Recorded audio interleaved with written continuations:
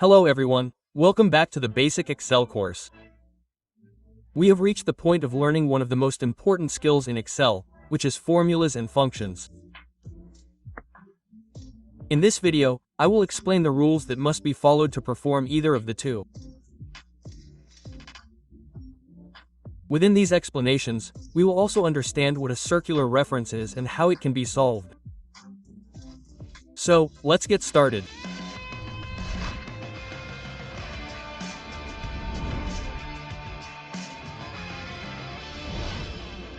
The rule of formulas and functions, as its name suggests, is a rule. What does this mean? If it is not followed, a formula or function cannot be performed. And the order in which I am going to explain them does not mean that they must be followed in that order. They simply must all be followed. I don't know if you have already noticed that I am making a distinction between the words formula and function, since they are not the same thing, but I will explain this in detail in another video. For now, I am going to make a sample formula to understand these rules, but they are applicable to both formulas and functions.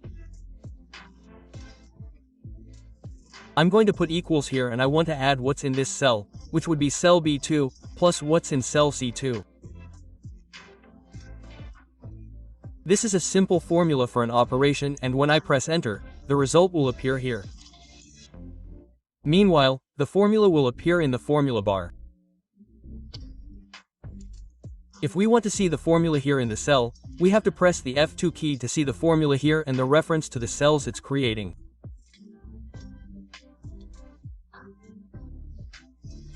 In this short example, I'm following 5 rules that someone who knows something about Excel might not be aware of, but for someone who knows absolutely nothing about formulas or functions, pay close attention to this so that they don't have problems with their future formulas.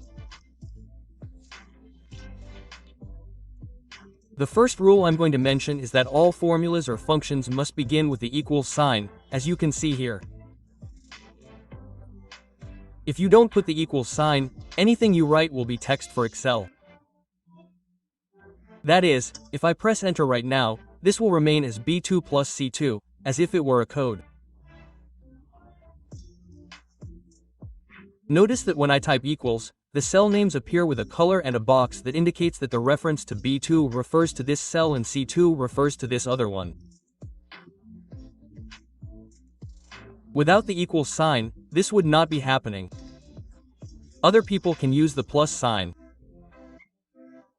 This is an old custom, since in older programs such as Lotus 1, 2, 3 or 4 Pro, they used plus instead of the equals sign. Excel accepts it, and when you press enter, it executes the formula without any problem. However, if you press F2 again, you will realize that Excel automatically added the plus sign. It leaves the plus sign as a reference that you wrote it, but it does not have any meaning in terms of the law of signs that more or less is such a result. No, that is just an old custom so that you do not interpret it in another way or wonder why it is happening. So I'm going to delete the plus sign and do it as it should be in Excel. The second rule is to correctly name the cells. We saw this at the beginning of this course. And if you remember how to correctly name a cell, the letter has to come first and then the number. Let's suppose you put this way. First the number and then the letter. Notice that it no longer has colors. These colors that were here were referring to the cells. Excel is not interpreting this as a cell. And if you were to press enter at this point, Excel will send you this message: "We found a typing error in the formula and we have tried to correct it. AB2 plus C2. Do you want to accept this correction?" Excel will not always give you what you really wanted. In this case, it is correct. So, if you click yes, Excel corrects the way you were writing Zelda, but, as I said, it's not always going to be correct, because suddenly you might want to do another calculation, or suddenly you wanted to put a code, or you didn't put commas in a text. It might perform a calculation that wasn't exactly how you needed it. Now let's move on to the third rule, and this is about placing yourself in the place where you want the result before doing the formula or function.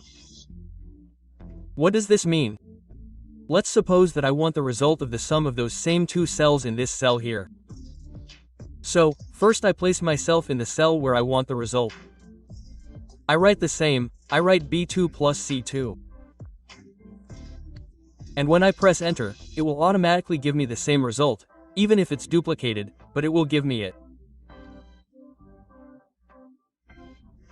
It seems simple and logical, but when we go to another sheet, for example, which could be this one, and here I want the result of those same two cells, but they are on another sheet, many people get stuck and don't know what to do. What they have to do here is type equals, and with the help of the mouse we are going to go to the sheet that has the cells that we want to add in this other sheet. I click on this other sheet, I click on the cell, I type plus the other cell that I want to add, and when I press enter it automatically gives me the same result. In this case it seems to be a very complicated formula, but what we are typing here is an apostrophe, the name of the sheet where the cell is and the cell plus the name of the sheet and where the other cell is. I use the mouse to help me not to have to write all this, but what I want to focus on here is this rule. First I place myself in the cell where I want the result, which can be on any sheet and can even be in another workbook. If I wanted the result in another book, I would go to the other book, write the same thing, and come back to reference the cells and sheets where the data I want to include in the formula is.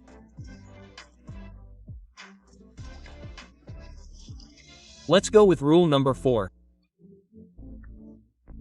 This consists of focusing on the cells and not on the values. Many people might see this as 2 plus 4. Why? Because that's how it looks on a calculator. In Excel, you have to see it as what's in cell B2 plus what's in cell C2. In other words, anything.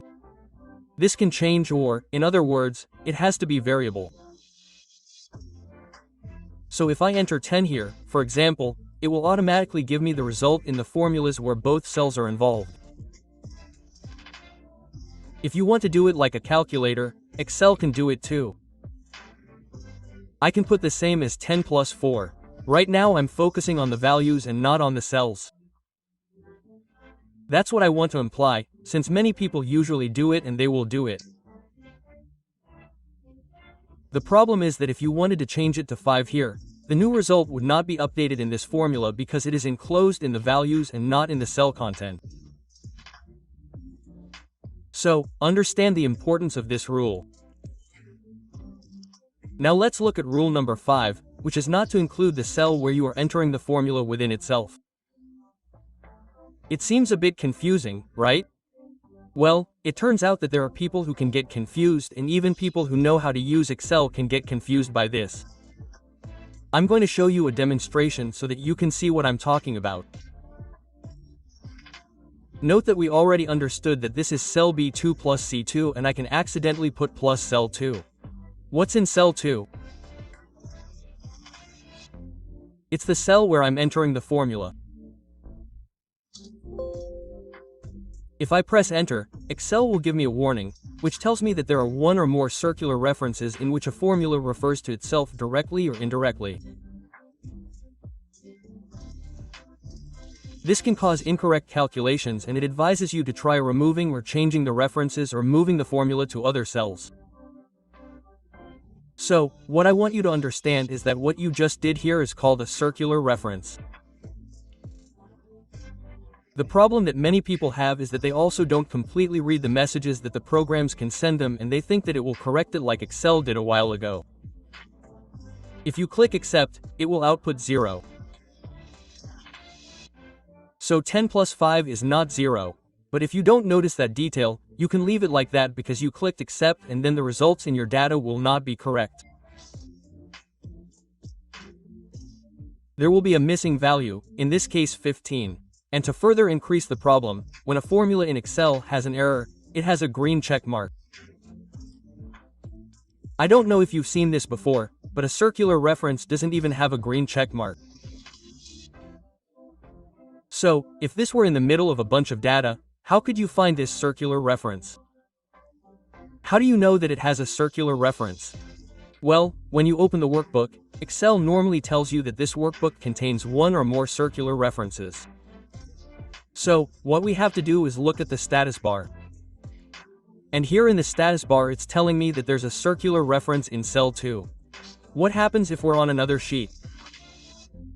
On another sheet it won't tell us where the cell is, but it does send us the message that says circular references. What do I have to do? Go to each sheet to see at what time it's going to show me in which cell the circular reference is located so I can go to it, which would be D2, and delete the circular reference. Doing so removes the message. I recommend that you memorize these rules and practice them well, since you have to apply them every time you create a formula or function, because if you don't, you'll realize that the formula won't come out correctly.